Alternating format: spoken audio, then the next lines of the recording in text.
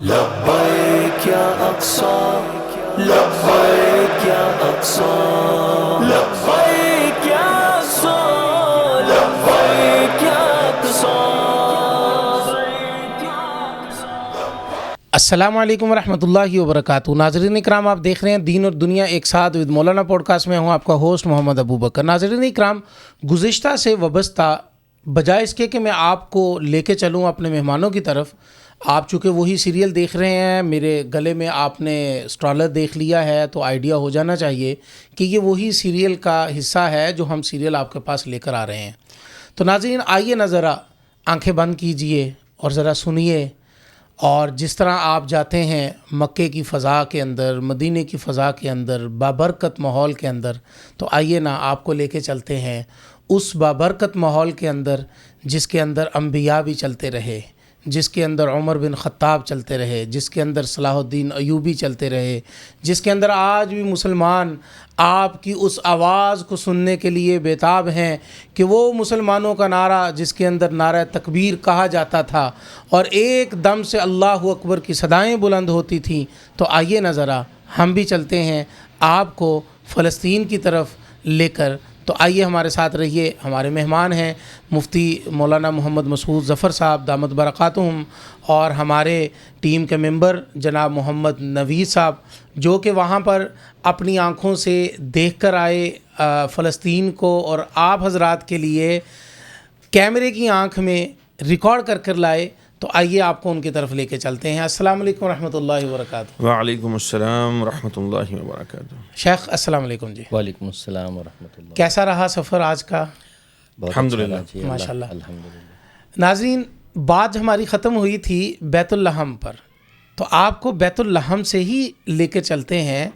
پہلے تو شیخ کے پاس میں جاؤں گا. شیخ، یہ بیت اللحم کیوں کہا جاتا ہے؟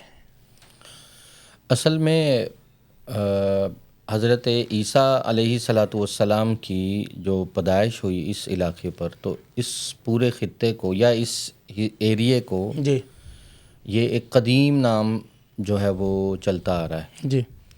اور یہ منسوب کرتے ہیں عیسائیت کی اس تاریخ سے جس میں حضرت عیسیٰ علیہ الصلاۃ والسلام اس مکان پر جب پیدا ہوئے، اس مقام پر، تو ظاہر ہے اس وقت یہ بے آباد اور ویران جگہ تھی.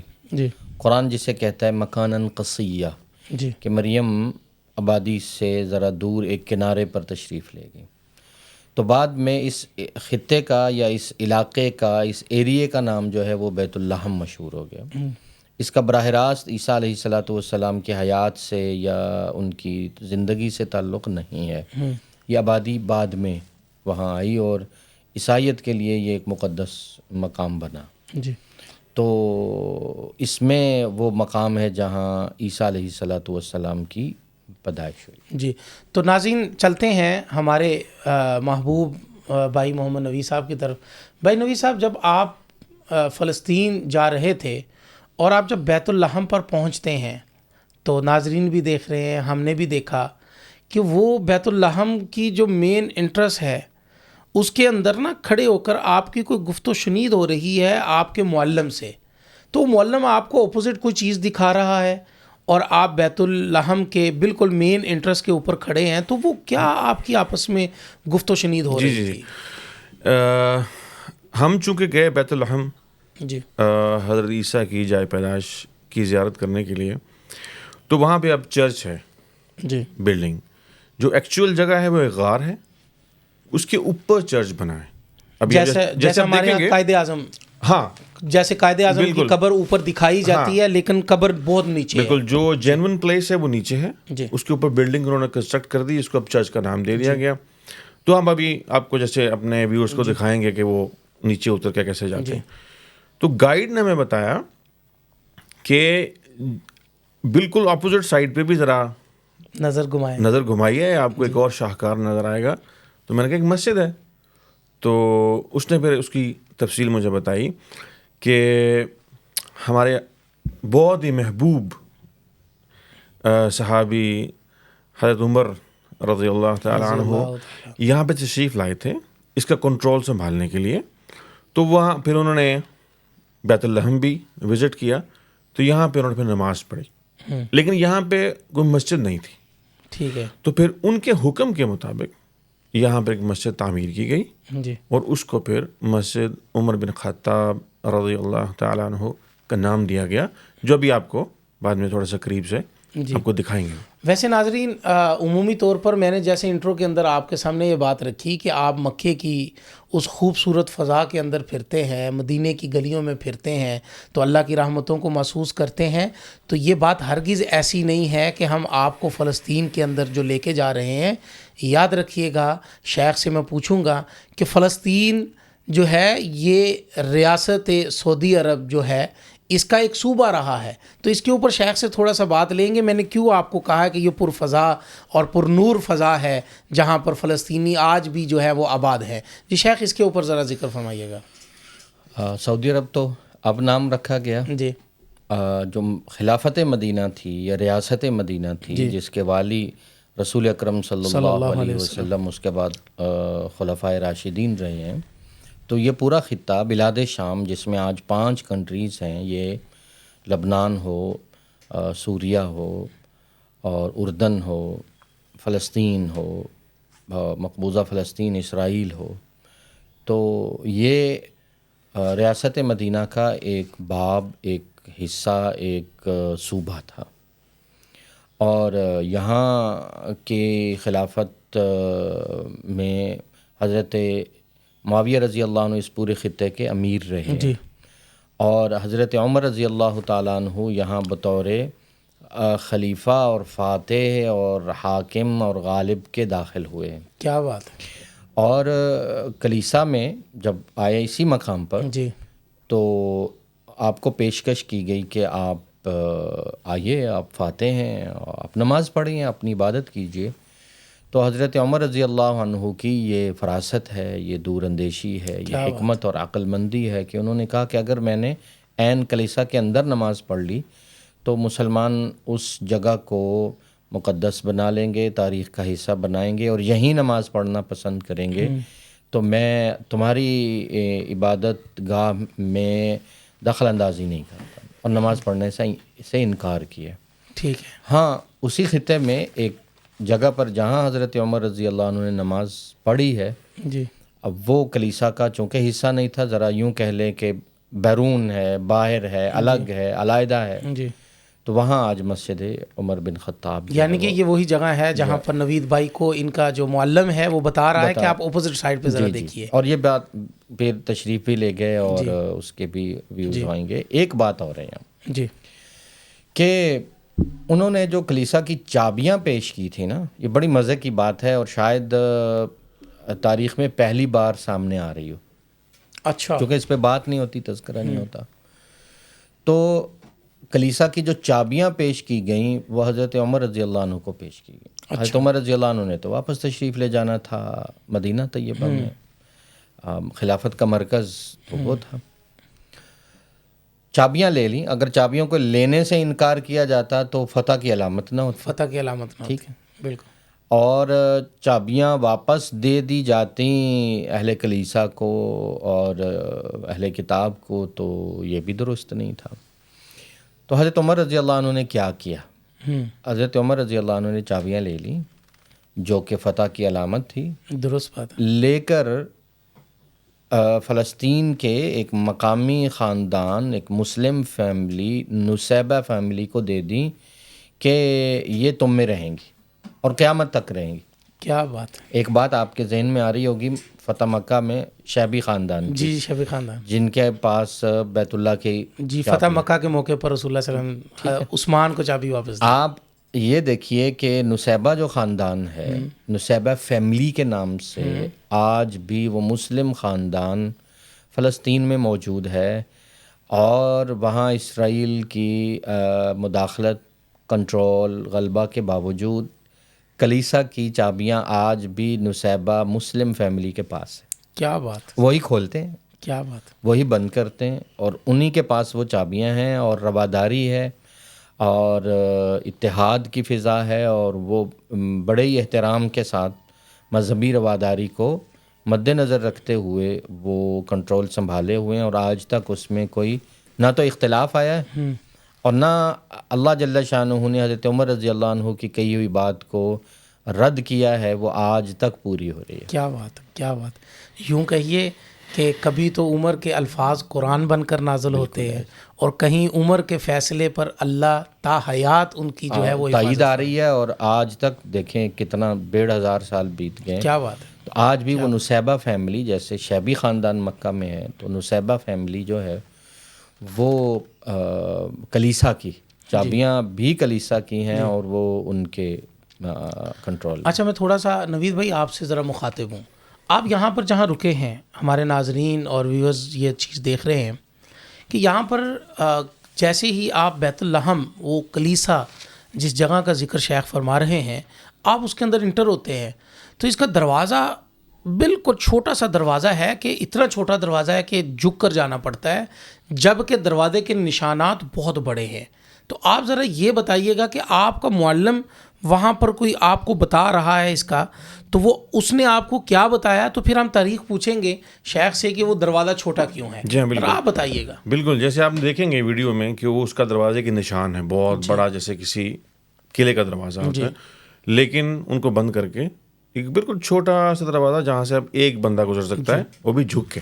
جی، تو یہ عثمانی دور میں اس کے بقول، گائیڈ کے بقول، کہ یہ عثمانی دور میں اس کو چھوٹا کیا گیا جی، تاکہ محدود بندوں کی وہاں پہ، اور ہم نے سنا کہ وہ کہہ رہا ہے کہ مینی ریزن ہے یہاں پر۔ ہاں، مطلب عثمانیوں نے جب اس کو چھوٹا کیا تو اس کے بہت سارے مطلب انہوں نے اعتراضات جی، کی بنا پر اس کو چھوٹا کیا۔ شیخ کیا ہو سکتا ہے اس کے اندر، کہ کیا ریزن ہو آپ سکتا دیکھ رہے ہیں کہ سامنے اس وقت دروازہ ہے اور اس پر وہ ہاتھ رکھ کے بتا رہے ہیں، وہ ایک اسلامک ایک یوں سمجھیے محراب اور آرچ ہے، تو اس میں لوگوں کا داخلہ جوک در جوک ہوتا ہوگا۔ جی، تو جو ہمیں معلوم پڑ سکا ہے مطالعے سے، وہ یہ ہو سکا ہے کہ لوگوں کی جو کثیر تعداد ہے یا جوک در جوک جو آمد ہے، اس کو روکنے کے لیے حفاظت کے مد نظر اس کو پھر چھوٹا کر دیا گیا ہے، تاکہ لوگ آسانی سے نہ جا سکیں، جو جائیں وہ محدود جائیں،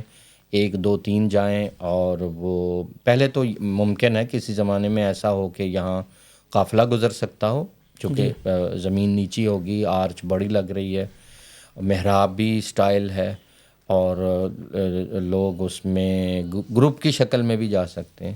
تو اس کو روکنے کے لیے اس کو پاٹ دیا گیا، بند کر دیا گیا، اور ایک اتنی ہی انٹری اور اس داخلہ رکھا گیا ہے کہ کوئی آدمی جو ہے وہ ایک کی صورت میں جا سکے اور حفاظت رہے، اور یہ وجوہات جو ہیں وہ بنیادی طور پر۔ ناظرین، آپ نے ویسے تو بہت ساری فلموں کے اندر ان چرچوں کو فلمایا گیا، یہ جو بہترین دنیا کے چرچ ہیں، اور آپ نے ان چرچز کو دیکھا ہوگا، لیکن آج نوید بھائی کے وساطت سے ہم آپ کو اس چرچ میں لے کر جائیں گے جو ہماری عیسائی کمیونٹی کے نزدیک سب سے اہم چرچ ہے۔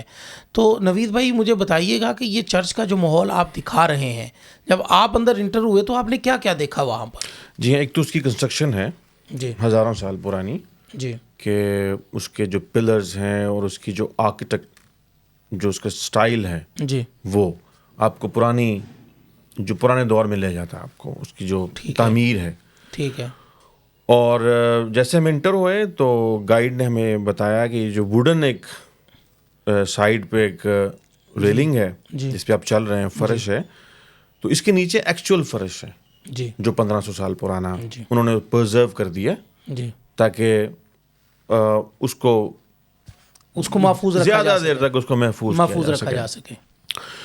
اور پھر اس نے ہمیں بتایا کہ اس بلڈنگ میں اب چونکہ عیسائیت میں بھی فرقے ہیں، تو تینوں کی الگ الگ عبادت گاہ بنا دی گئی ہے، جی، ٹھیک جیسے پروٹسٹنٹس ہیں، آرتھوڈاکس ہیں، اور کیتھولک ہیں۔ جی، تو پھر اس نے ہمیں باری باری تینوں چرچز کا وزٹ کروایا۔ جی، اور ایک پھر آپ جاتے ہیں نیچے، بہت نیچے جاتے ہیں، اور وہ سیڑھیوں کے آپ چلتے نیچے جاتے ہیں جہاں پر ایکچوئل حضرت عیسیٰ علیہ الصلوۃ والسلام کی پیدائش ہے، اس کا ذرا ذکر۔ چونکہ ہماری منزل وہ تھی، جی، لیکن اس کا کام تھا تو اس نے ہمیں پورا ڈیفائن کیا اس بلڈنگ کے بارے میں، ہر چیز بتائی، لیکن ہم بے تاب تھے کہ ہمیں فوراً وہاں لے کے جایا جائے۔ تو پھر آپ دیکھ سکتے ہیں کہ جیسے ہم سیڑھیاں اتر کے نیچے جا رہے ہیں. جب نیچے جاتے ہیں تو آپ دیکھ سکتے ہیں کہ وہ ایک غار ہے. پھر میں نے ہاتھ لگا کے بھی اس کو چیک کیا, وہ ایک چٹان ہے, ٹھیک ہے, اور جس پر یہ بلیک کلر کا ایک دائرہ ہے, اس پہ ایک دیا بھی ہے. یہ وہ جگہ ہے صحیح ہے. جہاں آنے کی برسوں سے انتظار تھا. قرآن, حدیث اور کتنا معجزاتی پیدائش اس کائنات نے دیکھی, وہ جگہ ہے. یہاں پر حضرت عیسیٰ کی پیدائش ہوئی. جی. اور اس کے بالکل اپوزٹ سائڈ پہ, اگر آپ دیکھ سکتے ہو ویڈیو میں, ایک چارہ کھانے کی جگہ تھی جی مویشیوں کی. جی.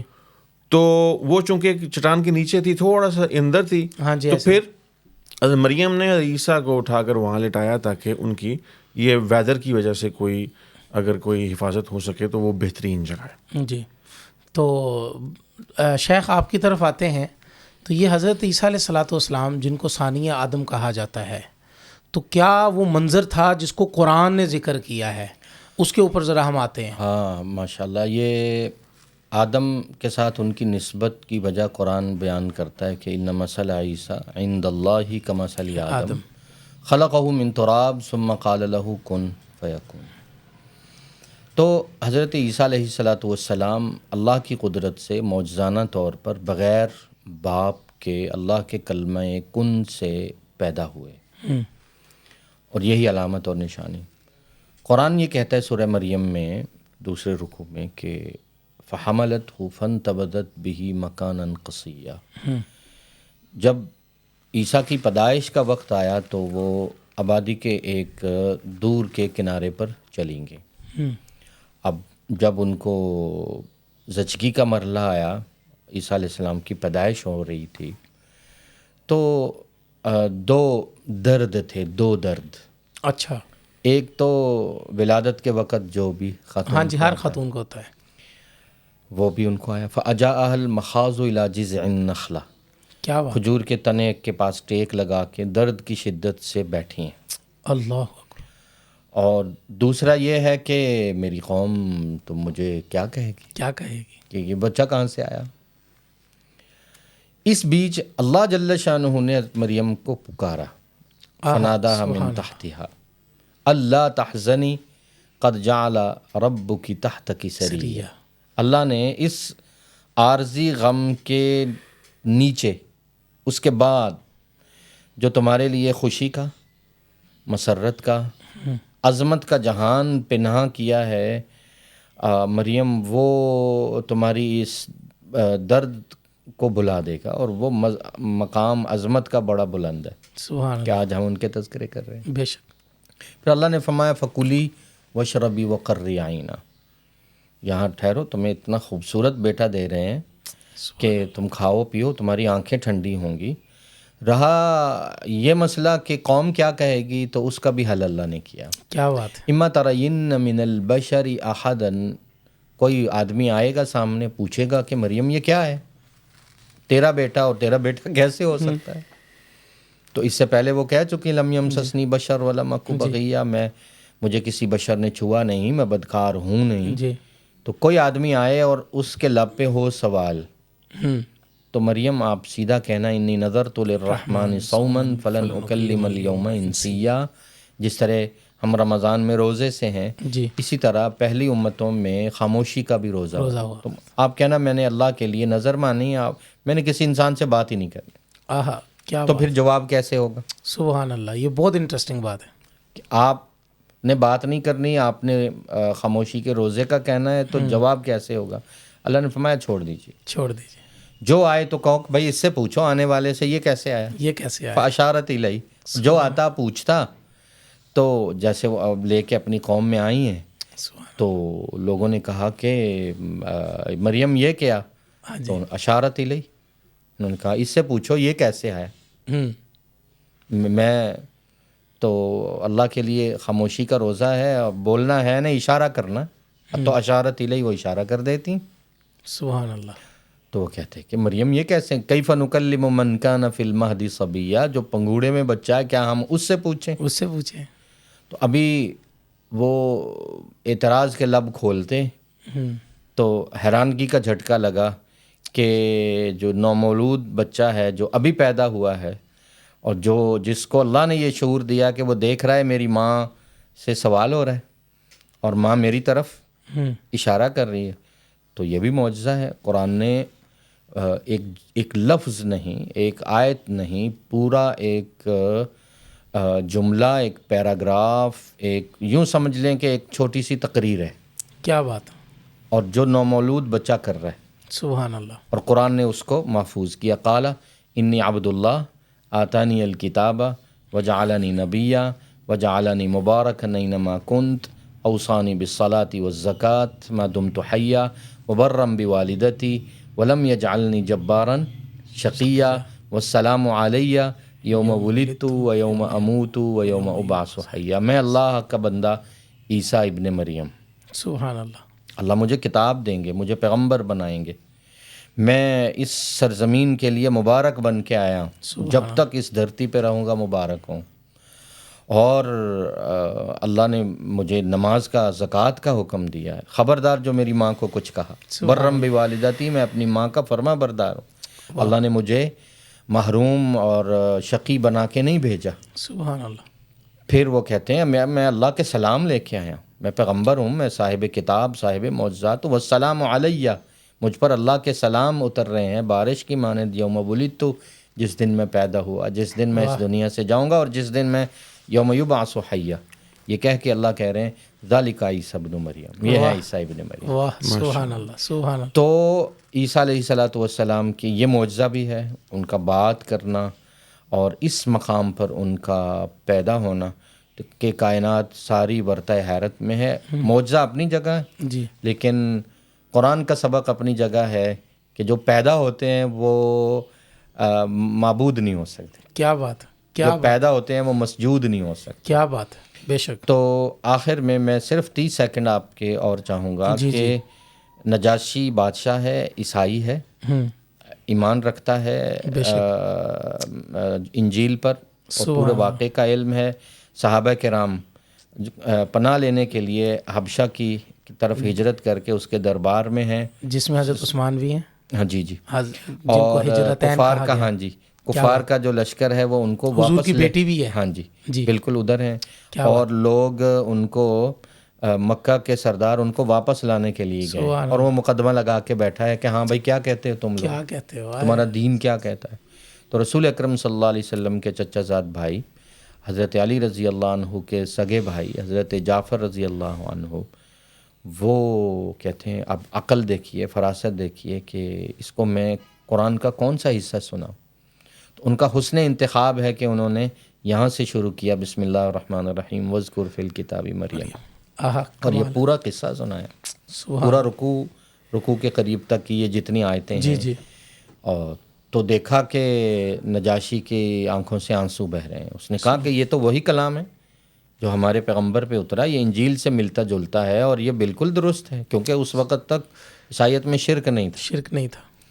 تو اس نے کہا کہ اگر یہ کہتے ہیں اور ان کے ہاں مریم کا یہ مقام ہے، عیسیٰ کا یہ مقام ہے، تو ان آیات سے اتنا متاثر ہے، اس نے کہا خبردار، میں ان لوگوں کو واپس تمہارے حوالے نہیں کروں۔ تو دیکھیں پھر اس کو یہ بشارت بھی ملی کہ آپ صلی اللہ علیہ وسلم کو جب یہ خبر پہنچی کہ وہ اس کا انتقال ہو گیا، تو یہ وہ واحد شخصیت تھی جن کے لیے حضور علیہ الصلوۃ والسلام نے مدینہ منورہ میں وہ مسجد آپ آج بھی 210 نمبر گیٹ سے باہر نکلیں تو اس مقام پر آپ صلی اللہ علیہ وسلم نے غائبانہ نماز جنازہ کی ادا کی۔ غائبانہ ہم کہتے ہیں ہمارے، ہاں جی، آپ کے لیے، میرے لیے، جی، اصل میں تو رسول اکرم صلی اللہ علیہ وسلم نے فرمایا کہ اللہ نے پردے ہٹا دیے اور اس کی میت میرے سامنے لائی گئی اور میں نے اس کی نماز جنازہ ادا کی۔ تو عیسیٰ علیہ الصلوۃ والسلام کی جو ولادت ہے اور یہ مقام ولادت ہے، اس اعتبار سے یوں سمجھیے کہ یہ قرآنی مقام ہے، اور سورہ مریم کا حصہ ہے، اور حضرت عیسیٰ علیہ السلام، حضرت مریم، اللہ کے سلام ہوں ان پر، یوں ہمارے ایمان کا، ہمارے یقین کا اور ہمارے ایمان کا بھی حصہ ہیں اور ہمارے قرآن کا بھی حصہ ہے۔ کیا بات ہے۔ اچھا، میں ناظرین آپ کو لے کے چلتا ہوں نوید بھائی کی طرف۔ نوید بھائی، اب آپ نے پورا بیت اللحم کا وزٹ کیا اور بیت اللحم کی آپ نے قرآن مجید کی ان آیات کو آپ نے بھی سن رکھا تھا اور آپ نے بھی مطالعہ کیا تھا اور آپ بھی بغیر مطالعے کے بغیر شوق کے وہاں پر نہیں گئے تھے. آپ نے یہ ساری فیلنگ محسوس کرتے ہوئے جب آپ وہاں سے نکلے ہیں تو پھر آپ نے چونکہ آپ نے سٹارٹ میں وہ مسجد عمر بن خطاب رضی اللہ تعالیٰ عنہ اپنے معلم سے سن چکے تھے تو آپ کا تو ایمان کا جذبہ مزید بڑھ چکا ہوگا. پھر آپ مسجد گئے کہ آپ کہیں اور چلے گئے؟ جی ہاں، وہ ایک جیسے ہسٹری تھی، ایک عجیب سا اداس سا وہ ایک چیپٹر ہے حضرت مریم کا جی اور عیسیٰ کی پیدائش کا، اور وہ سارے ایک ملے جلے جذبات. تو وہ پھر ٹائم بھی مغرب کا تھا، کیا بات ہے. اداس سی شام تھی. تو اس بہت ہی بابرکت جگہ سے ہم جب نکلے تو اس جگہ پہ رہتے ہوئے تمام مسکرانی آیات کو، اس تمام واقعے کو ذہن میں لا کے تو فیل کیا کہ اتنا بابرکت پیدائش اس کائنات کی کہ ہمارے لیے ایک رول ماڈل بھی مطلب. اور اس کے بعد پھر مغرب کا ٹائم تھا، ہم پھر گائیڈ کے ساتھ آ گئے اس مسجد کی طرف، جی مسجد عمر بن خطاب رضی اللہ تعالیٰ عنہ. مغرب کی نماز ہم نے وہاں ادا کی جی اور یادگاہ کے طور پہ ایک تصویر بھی وہاں کھینچی اور ہم ایک تختی لگی ہوئی ہے کہ وہ حضرت عمر سے منسوب ہے رضی اللہ تعالیٰ عنہ. تو ناظرین، اس پوڈ کاسٹ کے اندر نا ہم نے گزشتہ پوڈ کاسٹ کے اندر آپ سے ایک التماس کی تھی کہ ہم آپ کو ایک ٹوئسٹ بتائیں گے، تو میں چاہتا ہوں وہ ذرا ابھی بھی سسپینس رہے، وہ ٹوئسٹ آگے لے کے چلتے ہیں تو تاکہ آپ کی ذرا انہماکیت ہماری اس پوڈ کاسٹ کے اندر مزید جڑی رہیے اور آپ کے ایمان کے جو جذبات ہیں ان کو ہم مزید جو ہے وہ تحریک دیتے رہیں تاکہ آپ اس پوڈ کاسٹ کے ساتھ جڑے رہیے. اور آپ یقین کیجئے کہ میں تو اس سارے اس منظر نامے کو دیکھ چکا ہوں جو یہ منظر نامہ اپنے کیمرے میں ریکارڈ کر کے لائے ہیں نوید بھائی، اور میں چاہوں گا کہ وہ منظر نامہ آپ کی نظروں کے اندر بھی آئے اور آپ کے دل کے اندر فلسطین کی اہمیت فلسطین کو سمجھتے ہوئے آپ کے دلوں میں آئے، اور وہ چیزیں جو آپ چاہتے ہیں کہ آپ کے سامنے پیش کی جاتی ہیں، القدس، مسجد اقصیٰ اور وہاں کے دیگر مقامات، فلسطینیوں کے حال احوال، فلسطینیوں کے ساتھ معاملات اور فلسطینیوں کی آپ کے ساتھ جو ہے وہ لگن، محبت اور جستجو، اور فلسطینی آپ سے کیا چاہتے ہیں. تو ہم چاہتے ہیں کہ یہ ابھی اس کے اندر وہ جو ٹوئسٹ لانا چاہ رہے تھے وہ ٹوئسٹ میں ذرا آگے لے کے جا رہا ہوں، آپ کے سامنے لازمی رکھیں گے. تو ہمیں اجازت دیجئے انشاءاللہ العزیز. یہاں سے اب بیت اللحم سے نوید بھائی نکلے ہیں، سفر جاری ہے اور سفر ابھی لمبا ہے. کہاں پہنچے اور جہاں اب جا رہے ہیں وہ ایک عجیب منظر ہے، اور آپ جڑے رہیے گا، وہ منظر بہت مزیدار منظر ہونے والا ہے. تو آپ اس کے ساتھ جڑے رہیے، انشاءاللہ نیکسٹ ایپیسوڈ کے اندر آپ کے سامنے آ رہے ہیں اس منظر کو لے کر، اور انشاءاللہ العزیز آپ کے جذبات کو وہ مزید ابھارے گا اور مزید آپ کو اس پوڈ کاسٹ کے اندر وہ کھینچ کے لائے گا. تو ہمیں اور ہمارے مہمانوں کو اجازت دیجیے. والسلام ورحمۃ اللہ وبرکاتہ. لبیک یا اقصی، لبیک یا اقصی، لبیک یا